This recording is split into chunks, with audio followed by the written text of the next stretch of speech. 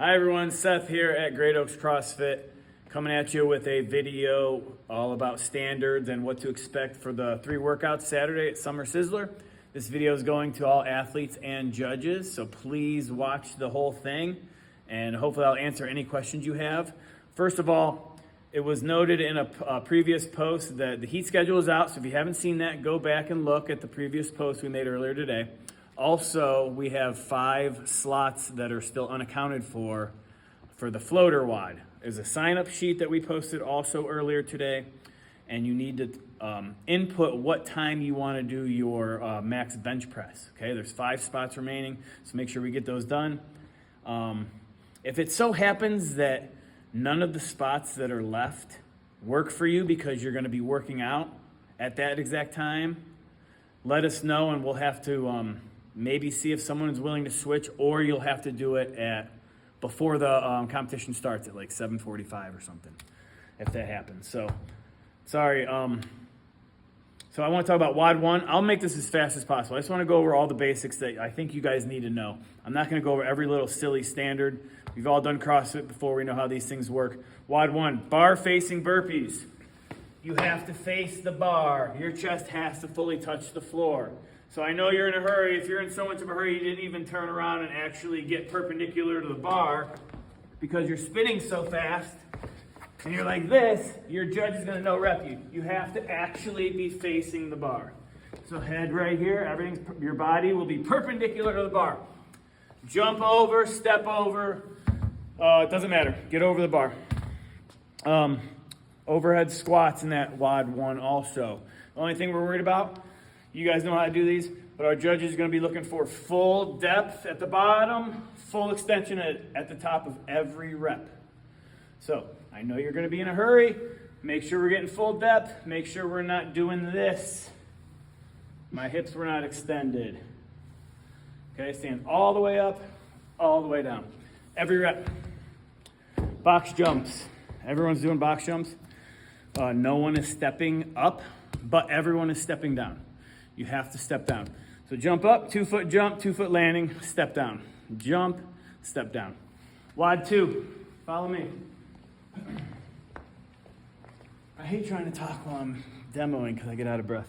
We'll have these mats here for the handstand push-ups. RX people, you guys will have a box that looks just like this. A thumb, a fingertip, something has to touch the red tape, okay? These are standards we got from the Open a couple years ago. So we taped our mats and they've stayed like that ever since. So as long as you have a fingertip or a thumb touching both sides here, both hands must be touching the tape. Obviously your head touches the mat, full extension at the top. That is your standards for handstand push-ups. The masters and intermediate will have a nice big fat juicy but firm ab mat that their head must touch. And they're doing 75 reps rather than 100. And their hands also have to be... Yep, same standard with the hands. Okay. The other movements, we have GHD sit-ups for RX people. Come on over here, I'll demo a few. GHDs will be here. We're going to have two 35-pound plates on the floor behind you, so it makes it a little easier to touch. These pads are a little higher than the normal standards that came out a couple years ago. So you're going to go all the way down. On every rep, both hands must touch a plate and then touch the pad right here. Not your toes, not this plate, just this pad. So touch the floor / plates, touch these pads for 1 rep to count. The masters and intermediate folks are going to be doing V-ups. You're not going to have a mat. You're going to be on the floor doing your V-ups. You got to touch your heels to the floor. You got to touch your hands to the floor. And you must touch your toes at the top.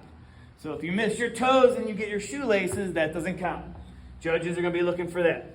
So it's a little bit tougher, but you got to do it. You got to touch your toes. Each hand must touch each foot, toes. The straight leg sit-ups, scaled people. Do the hands have to touch toes at the same time?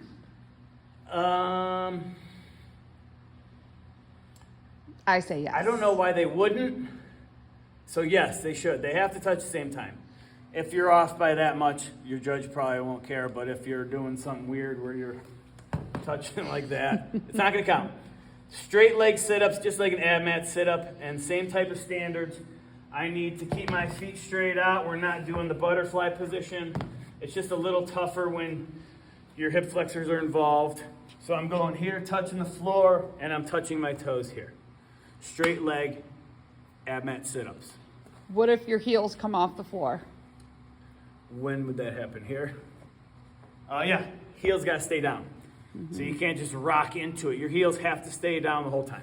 Good question, Carmen. Thanks. You were thinking ahead. Where'd my little board go?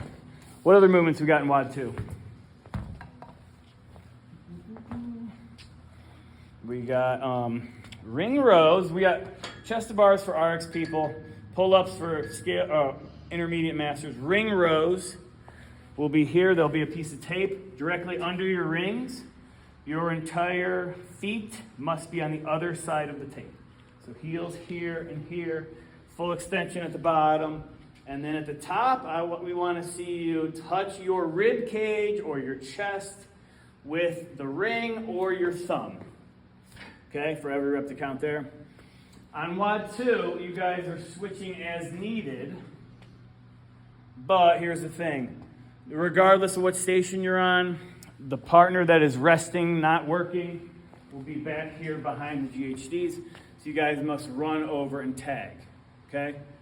So make sure if you're tagging in, you're not jumping the gun and coming out early and tagging out here.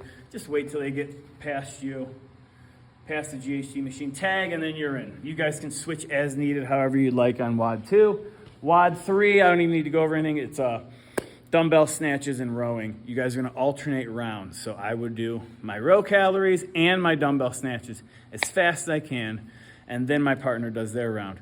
And we're going to go back and forth like that. I think that's it. If we missed something that you can think of and have any questions, please comment below. It's Thursday night. Tomorrow we'll be here prepping all day, getting ready for you guys. We're excited to see you. It's going to be fun. Oh, one last thing. If you want to bring lawn chairs / tents, it's supposed to be beautiful weather. We have a huge parking lot. You guys can hang out in the parking lot. And there's not a ton of room in here when we have all the teams going and all the spectators. So we will have a warm-up area for you too. Okay, thanks, guys.